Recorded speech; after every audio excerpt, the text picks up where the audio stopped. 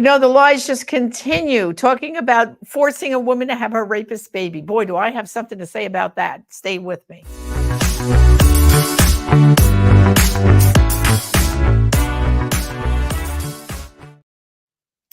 Well, hello, Janet Morana, Executive Director, Priest for Life here. And of course, there are 10 ballot initiatives, as we know, 10 states across the country. And of course, we're here in Florida.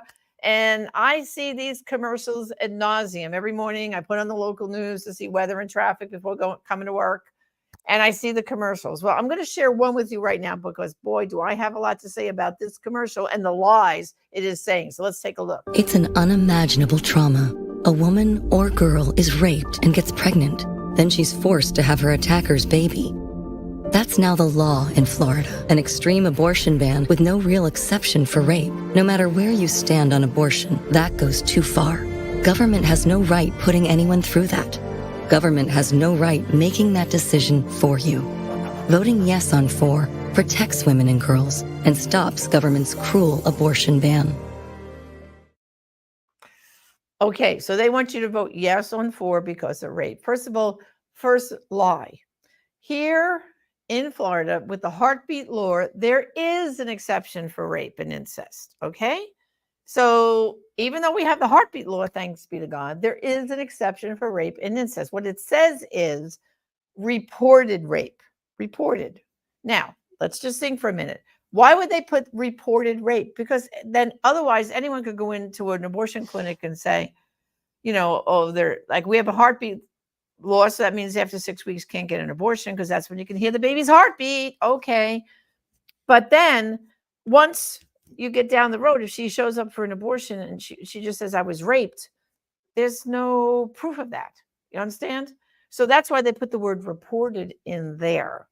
Now, what's the story?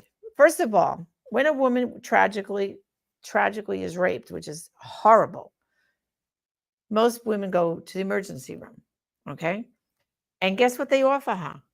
The morning after pill, which we're against, obviously, being pro-life, but it's available to them. They make it sound like she's got to have this baby.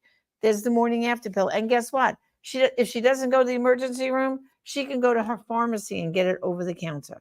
So this scare tactic that she's going to have to carry her rapist baby is false, false, false. Now, let's look at that for a minute, though, because when you look at studies, Dr. David Reardon from the Elliott Institute did a study, and he looked at women, a group who were raped, and half of them had the abortion. The other half gave birth to the child and either raised the child or made an adoption plan. And guess what? The women who were raped and then aborted deeply regretted the abortion. Surprise, right?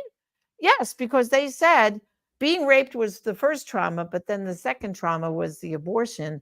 And now I was responsible, they're saying, for the death of that baby. In fact, in my book, Everything You Need to Know About Abortion for Teens, I talk about this study, and I point out one case in particular that I know personally.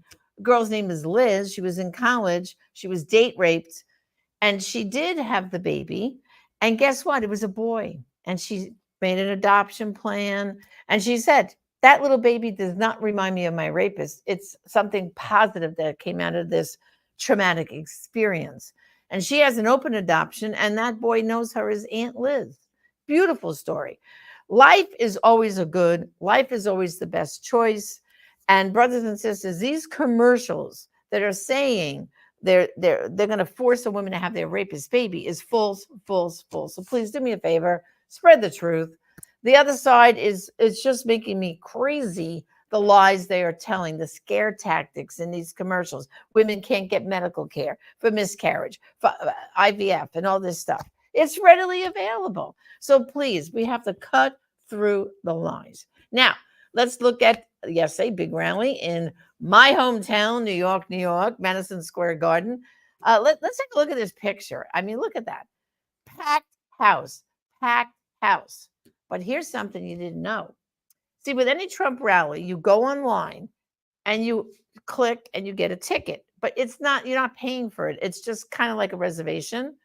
So you're guaranteed that you got your little ticket here and you could get in. All right. You got a guaranteed seat. So guess what? The Democrats flooded by like securing tickets. So at 4 o'clock, when everything was first starting up, the garden was half empty. And guess what? There was thousands and thousands and thousands of people waiting outside that didn't have those golden tickets. So guess what? They let them in. And look at the picture now. Now a full house, a full house. So brothers and sisters, it just shows you they're trying to cheat. They're trying and they're lying, because when you're in desperate times and you're losing, this is what they have to do. They're scrambling around. But it's not over yet, brothers and sisters, and I need you right now. Most states have started early voting. And if you haven't gone out and voted, please do so and get as many like-minded people out to do the same. This is going to be really a tight contest. And who's going to win? The team that has the most people show up. So let's do it. Let's get it done. And let's make America great again. Thanks. God bless.